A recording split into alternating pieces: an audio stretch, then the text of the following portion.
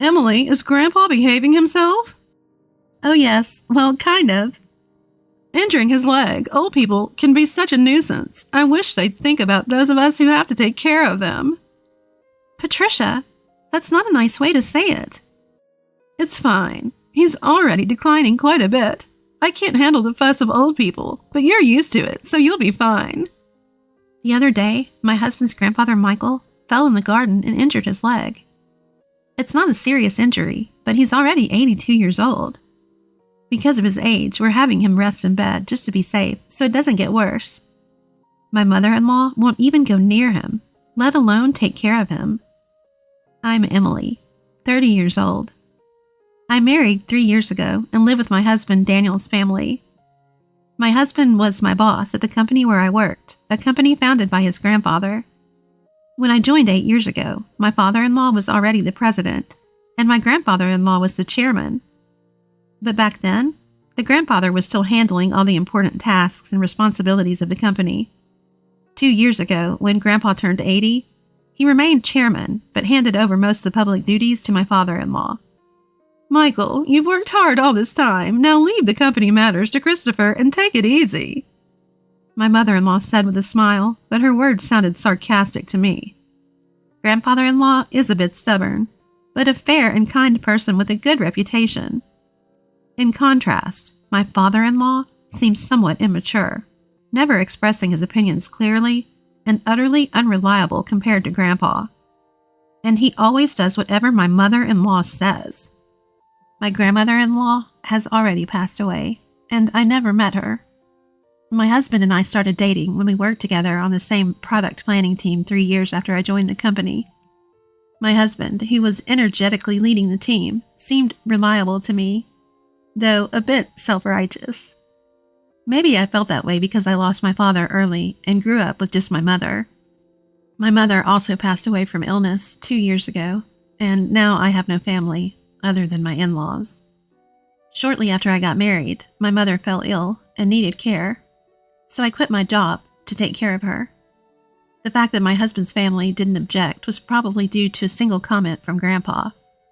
It's only natural to take care of the mother who raised you alone. Don't worry and take good care of her. Thanks to that, I was able to be by my mother's side every day for a year without financial worries until she passed away.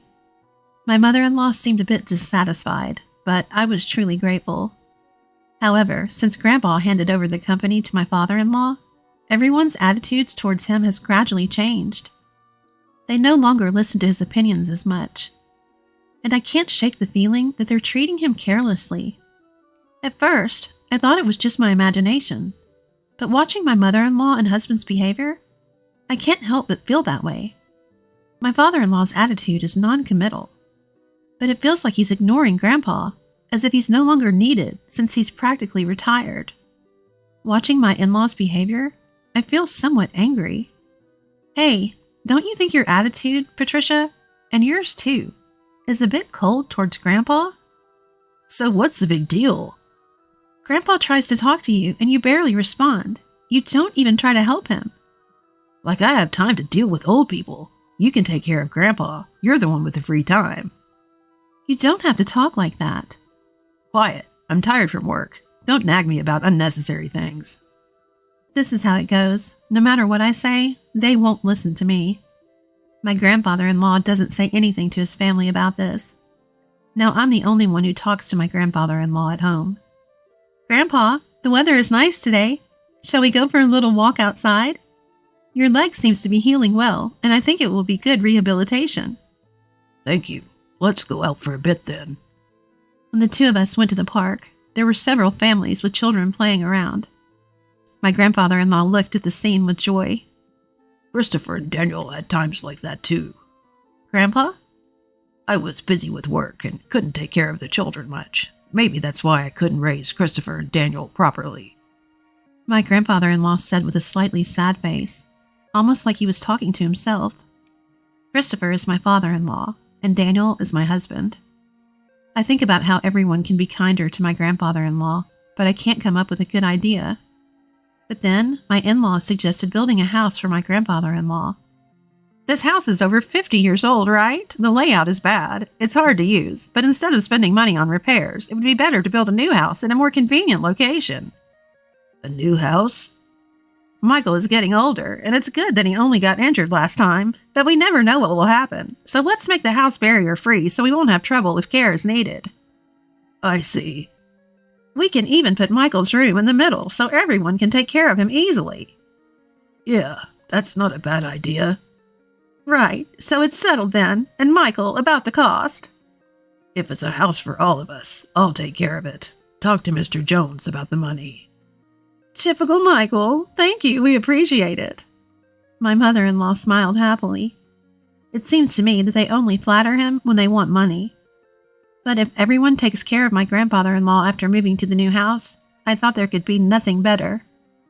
Mr. Jones is the company's in-house counsel and also manages my grandfather-in-law's personal assets. My grandfather-in-law liked his character and made him in-house counsel, and it's been nearly 30 years. He's 58 now and the person my grandfather-in-law trusts the most. I've met him several times, and he seems to be a very honest person. He always cares about my grandfather-in-law's health, and sometimes I think he's more like a son than his real sons. Having such people around my grandfather-in-law makes me feel a little relieved. I wasn't informed about where or what kind of house was being built, but my mother-in-law seemed very cheerful, and the three of them were looking at interior design magazines and discussing various things, so it seemed to be going smoothly. Then, something unexpected happened. It was revealed that my grandfather-in-law had a debt of $1,820,000. Wait, what's this about $1,820,000? My grandfather-in-law had become a co-signer for a loan for a friend's company. But that company was in trouble, and the debt had become my grandfather-in-law's responsibility. Wait, they're not going to take the house that's under construction, are they? Since the contract has already been completed, and as Patricia said, it's in the president's name, so it's fine. My mother-in-law seemed relieved at those words. Oh, thank goodness, I'm glad we did it my way. Listening to that conversation, I learned for the first time that the house was in my father-in-law's name. Even though my grandfather-in-law had paid for it, putting it in my father-in-law's name seemed just like something my mother-in-law would do. I also wondered why they didn't think of giving up the house to help repay the debt. Hey, this debt is Michael's fault, and it has nothing to do with us or the company, right? Well, it was signed in Michael's name. Oh, good. Then there's no problem. I couldn't understand what was good about it. But since my grandfather-in-law didn't say anything during that conversation, I didn't intervene either. After all, it's not an amount I could handle. And a few days later, my grandfather-in-law's behavior began to change gradually. Grandpa, what would you like to eat for lunch?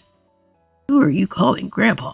I'm only 50. You have no right to call me that. Huh? Sorry, Emily. Right. I was lost in thought. At first, I thought he was just deep in thought, but when it happened repeatedly, I began to feel uneasy. Patricia, what are you doing? Where's my meal?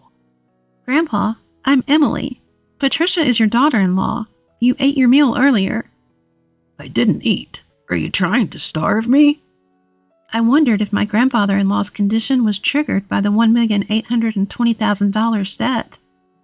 And seeing that none of his family members were trying to help him might have been a double shock. What can I do for him? I tried to take my grandfather-in-law to the hospital, but he refused to go. He might not want to admit that he might have dementia. I don't want to force him, but I can't do anything on my own. I consulted my husband, but he only replied that it had nothing to do with him. I can't rely on my mother-in-law either. So I thought my father-in-law was the only option. Yeah, I heard from Patricia and Daniel. They think it might be dementia. Can you go to the hospital with us? But it's not that bad yet, right? If we go to the hospital, others will find out. My father having dementia. There are good medications now that can slow the progression. Well, there's no need to rush. Let's watch him a little longer. Emily is here, so it'll be fine, right? I can't help but think how unreliable these people are. I can't depend on them. Grandpa, let's go to the hospital. Let's get you properly examined. Who are you? Where are you planning to take me? You're up to no good. I almost cry, thinking about how my once kind grandfather-in-law has become so stubborn. But my mother-in-law just laughs, amused. Even if he was the chairman, it's over for him now. But now everything, even the company, is all Christopher's. Patricia, Grandpa isn't completely unaware. He's listening to everything. He'll forget everything soon. He'll start wandering, dribbling. Just thinking about it gives me chills. He's nothing but a nuisance now. How can you say that? Grandpa has worked hard for the family all his life. My mother-in-law's words make me angry and sad. But my grandfather-in-law just smiles. See? This old man doesn't understand anything. Patricia! I'm furious at my mother-in-law's laughing in words. But soon, the new house will be ready. Things might change once we move there. Since it's a house that Grandpa built, the family might show some gratitude and be kind to him. I couldn't completely abandon that faint hope. And 2 months later, the house was finally built. For days, I had been forced to pack my in-laws' and husband's belongings, while my father-in-law's and my things were mostly untouched. Even when I tried to pack my things, my in-laws and husband kept giving me tasks, so I couldn't make any progress.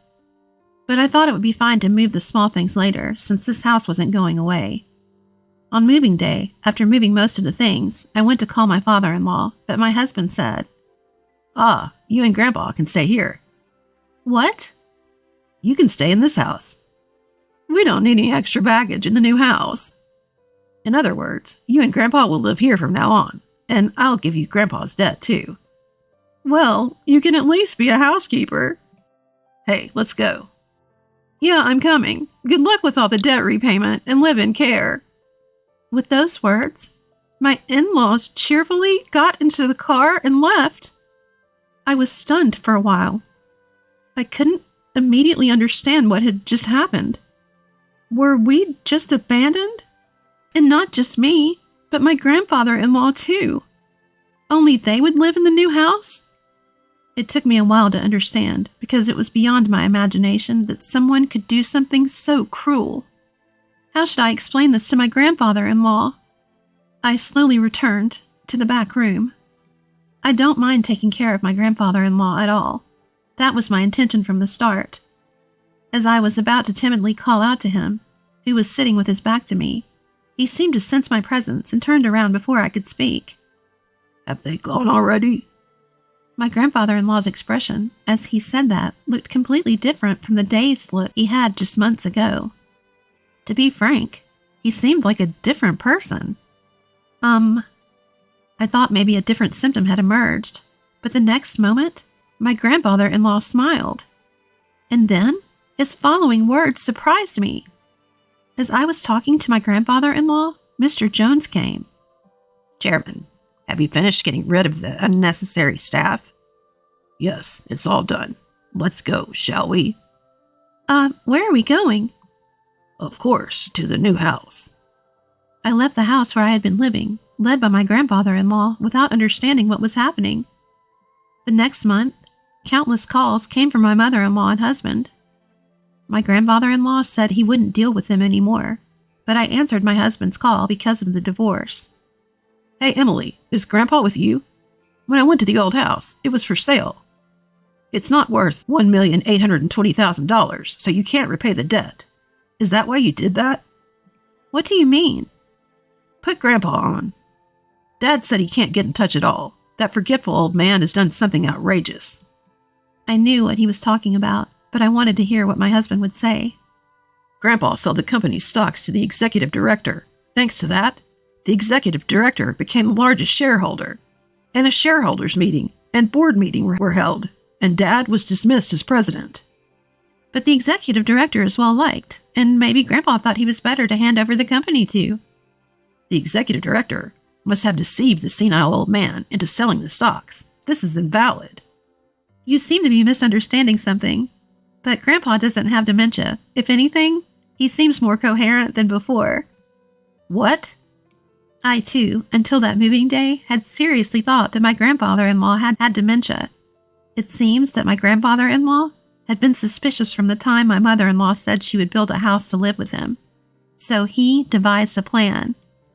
He pretended to have dementia to see how my in-laws and husband would react. As expected, they showed their true colors one after another. In the end, they left my grandfather-in-law and me behind. I struggled to hold back my laughter because everything went exactly as I expected, my grandfather-in-law said. I was surprised, relieved, and a little conflicted. To deceive the enemy, you must first deceive your allies. He laughed. He seemed to have been getting regular updates on the company from the executive director and Mr. Jones. With my grandfather-in-law gone, my father-in-law and husband did as they pleased. Self-righteous, completely ignoring the opinions of the employees. Constant entertaining at the company's expense. He handed over the company to my father-in-law, but he was worried about the future, so he took this measure. In the end, he decided he couldn't entrust it to his son and left it to the executive director. What about the $1,820,000 debt? That's gone now. Indeed, my grandfather-in-law had been a guarantor for a friend's debt, but he also owned personal assets that exceeded that.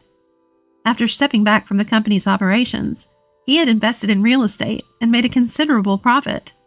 So there was no problem at all. But if I had said that, it was clear that my mother-in-law and husband would target it. That's why I only talked about the debt. The friend was the son of a benefactor who had helped my father-in-law when he was young. Moreover, since then, the countryside land that the son owned was going to be developed into a resort, and he was able to sell it at a high price, so there was no need to take on the debt. You're kidding. But more importantly, are you guys okay? We're not okay. Both my father and I were denounced by the company. What should we do now? Well, there's also the mortgage on the house. What? What do you mean, the mortgage on the house? Huh? Haven't you realized it yet? The house money should have been all paid by Grandpa. Maybe you don't remember what Grandpa said at that time. When my mother-in-law talked to my grandfather-in-law about the money, he had set the condition that if it's a house where everyone, including me, will live. In other words, if that wasn't the case, he wouldn't pay. Even if the house was in my father-in-law's name, my grandfather-in-law intended to pay if everyone was living together. That's just because you assumed Grandpa would pay and didn't look at the documents properly, right? Christopher signed without checking everything. It shows he really didn't have the qualities of a president. You're kidding. Afterward, my parents-in-law ended up losing the house they had built because they couldn't pay the mortgage. Now they live in an old apartment over 50 years old and are struggling to pay off the unpaid loan. My mother-in-law and husband have been contacting me alternately, saying we should all live together, but that's impossible now. My grandfather-in-law has retired from his chairman position, and now he has bought an old house in the countryside, and we are living together. Emily, you can go and live wherever you like freely. You don't have to worry about living expenses. My grandfather-in-law told me, but I chose to be with him. If I'm not in the way, please let me be with you. When I said that, my grandfather-in-law's eyes welled up with tears. Thanks to Mr. Jones, the divorce was finalized and procedures were taken to exclude my former father-in-law and former husband from inheritance, and I became my grandfather-in-law's adopted daughter. If anything happens to my grandfather-in-law, who has become my father, I intend to take care of him until the end. Now the two of us enjoy working in the fields together. Dad, look at this radish. It's big. In the pouring sunlight, warm moments flow. I wish for these days to continue even one day longer.